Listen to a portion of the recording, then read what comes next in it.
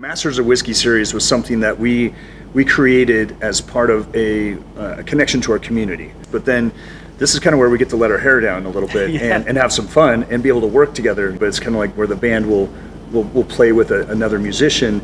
This is our art form where as whiskey makers, we can collaborate with our ideas coming from different approaches and different levels of how we learned our craft of making whiskey to collaborate together on a fun project and really embrace that community. Yeah, and I'll tell you, this is our first blending collaboration. It gave us an opportunity to kind of flex that muscle a little bit. Sure. Because it's been recipe-based, finishes, but to be able to commingle different aged products, different liquid from different regions even. Right.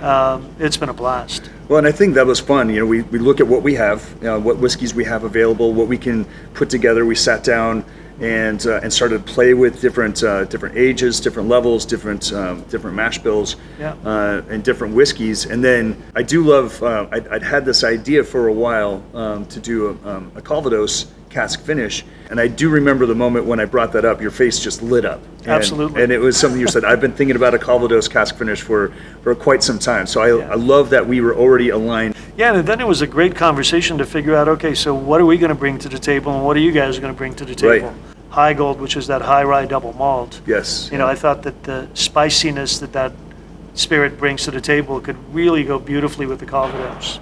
I agree, and we used a Tennessee bourbon that was almost 13 years old. So and as we know with white American oak, when you start getting up there, you're getting a lot of those woody notes from there. And so I really felt like the balance of the bourbon, the sweetness of the bourbon, the depth of age on the oak, tied in with the High Gold, which I absolutely love. Really, tying our two whiskeys together, and then the Calvados with the apple, that apple kind of brandy finish. It's just all those little layers. You just want to keep layering the flavor all the way through. So you have a beginning, middle, and an end, and that's what we created. Yeah, and I think just bringing two whiskey regions together. You got Kentucky and Tennessee coming together, commingling. The age of your Tennessee bourbon with the spiciness of our High Gold that's about 5 years old. I think it was just really a nice combination. And I think when we sat down there and we were tasting the different percentages of what are we going to add at what level, it really was pretty much unanimous. Like when we hit that spot, we're like, oh, there it is. That's it right there. And I got to tell you, I was wondering how it's going to go, given the fact that we're going back and forth. You guys are in a different site, we're in a different site, but it just worked out beautifully, sending samples back and forth and talking with you on a regular basis and all the way to the finish line.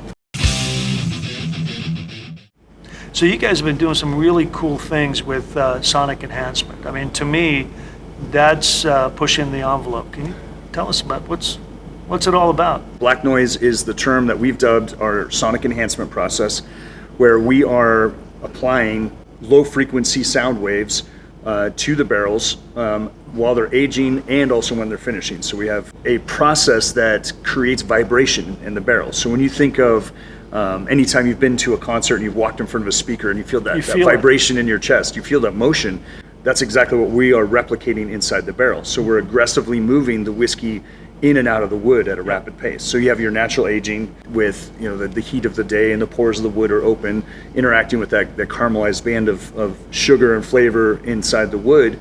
Now we're moving at a rapid pace. You think of a visual representation of a sound wave. That sound wave has peaks and valleys. That's motion, picking up more flavor, more color, more depth of character from the whiskey. Yeah, so you guys are really enhancing that movement of liquid in and out of the wood. While you guys are doing something that's unique to your whiskey. Right. As you probably know, our approach is really focused on the ingredients and these different recipes. And that's basically what it is. So every expression is different, completely different mash bill.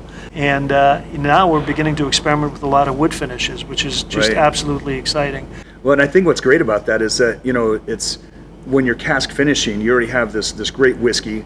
It's kind of like, you're painting a house. There's there's the color, and then when you're cask finishing, it's like it's kind of painting in all the I love that. all the trim and the accentuation of the whole.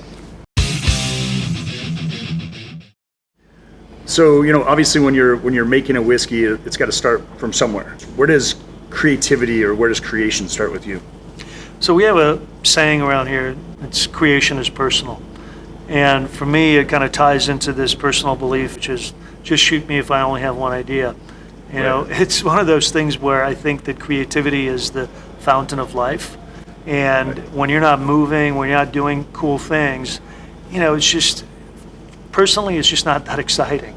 So I didn't get into the whiskey business to just make one recipe and be done, right? I think the beauty of this place is that we can do all kinds of fun things, create different things, and we got the place to just throw things at the wall and see what sticks. Sure. And that's what I think is exciting about what we do at Rabbit Hole, but also what's happening in whiskey in general. I think we have such freedom in the American whiskey community to be able to create kind of anything we can dream up. Yeah. And I think for me, I've always approached life as a kind of from an artist perspective anyway. The environment that I get to work with right now is pretty extraordinary.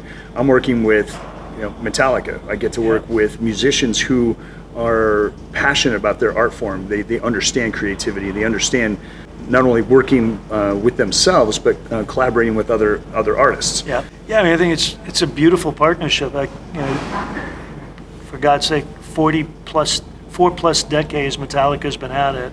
I mean, I remember listening to them when I was in high school, and just it's amazing that after all these years they're continuously creating new things and pushing the envelope. Exactly, and they are masters of their craft. And so I think when it comes to whiskey, especially blackened whiskey, they wanted to ensure that they had someone who was just as passionate and knowledgeable about making the whiskey. If you don't have that environment that's conducive to creativity, it ain't going to happen.